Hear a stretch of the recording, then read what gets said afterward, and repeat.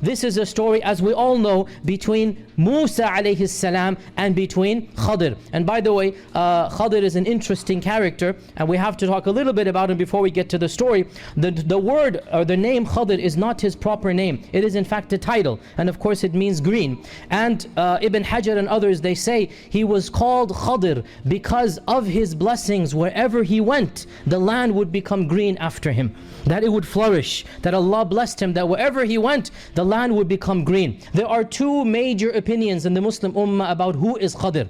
One group, and in particular those groups that are involved in mysticism, they say that Qadr was wali min awliya'illah. They say that Qadr was a saint, a buzurg, a pir. And they say that Musa alayhi salam was taught to study with this wali. And Khadr, according to this interpretation, many of this group, they say Khadr is a person who's living forever.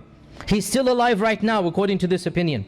And he visits the sheikhs and the pirs and the awliya, and he teaches them a secret knowledge. Why? Because Allah says in the Quran that وَعَلَّمْنَاهُ مِن لَدُنَّا عِلْمًا وَعَلَّمْنَاهُ مِن لَدُنَّا عِلْمًا. And they say this is al-ilm al-laduni. Al-ilm al-laduni. We taught him a knowledge. So this group says this is a knowledge directly from Allah.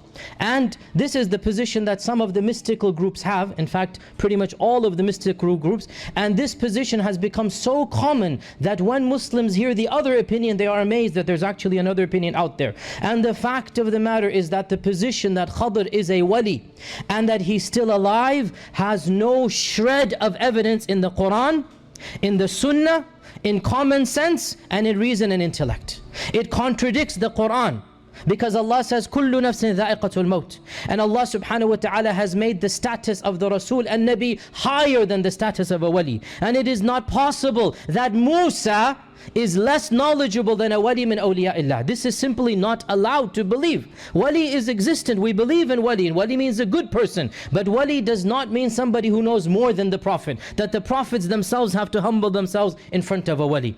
And the position that Khidr is still alive contradicts the Sunnah. Why? Because the Prophet ﷺ, when he saw somebody reading the Torah and he's trying to find what Musa is saying, a Muslim, he said, if Musa had been alive, he would have no option but to come and follow me now.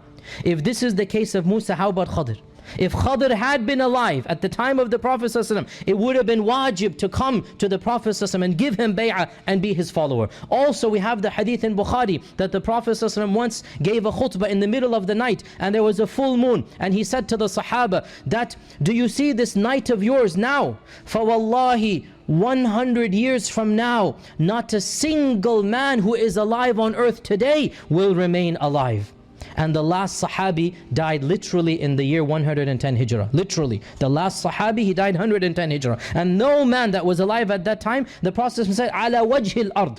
Nobody who is alive on the face of this earth now will remain alive after 100 years. If Khadr had been alive then, he wouldn't be alive after 100 years. So it goes against the Quran, it goes against the Sunnah, it goes against common sense and reason and logic, that no human being, no wali, no saint is going to be that knowledgeable, that Musa Kalimullah, Musa, the one whom Allah chose. Ya Musa, inni istafaytuka ala nasi bi kalami wa bi risalati. I chose you above all of mankind. That you then get a wali, and then you tell Musa you have to go study with the wali. Rather, as Ibn Taymiyyah and as Ibn Kathir and as the real muhaqqiqin, the real researchers, they say, there is no doubt that Khadr was a Nabi min anbiya'illahi ta'ala. He was a Nabi. He was somebody whom Allah had sent to another nation.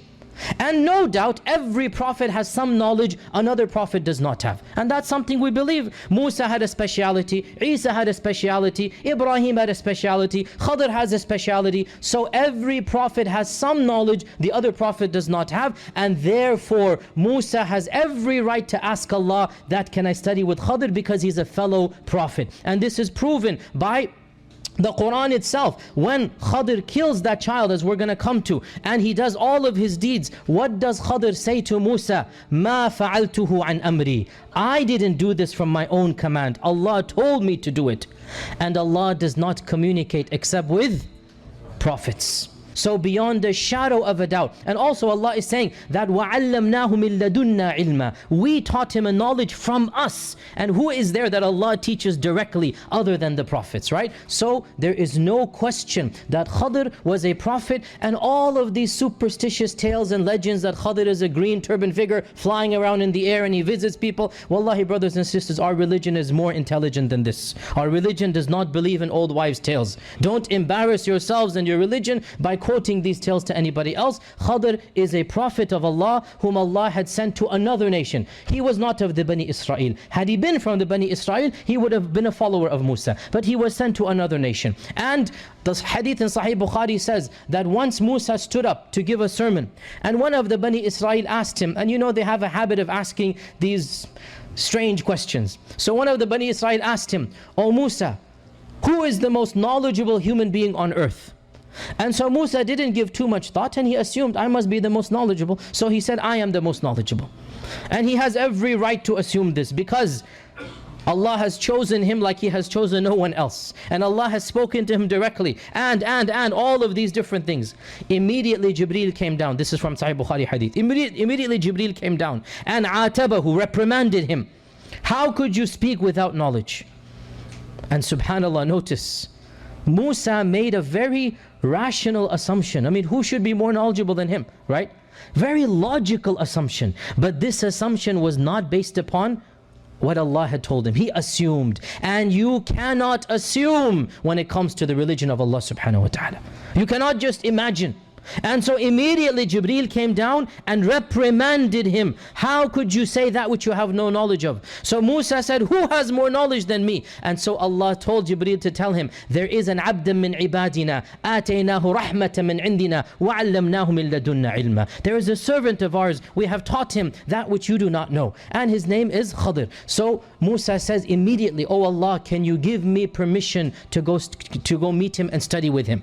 And Allah says, go and study with him. Musa says, where will I find him? So Allah says to him, go and take a fish. He told them where the location will be, and where you get to where the rivers meet and the fish disappears, where that fish disappears, that is where you will meet Khidr. The Prophet told us that Musa and Yusha, they went to the Majma' al-Bahrain. They went to where they were supposed to meet Khidr.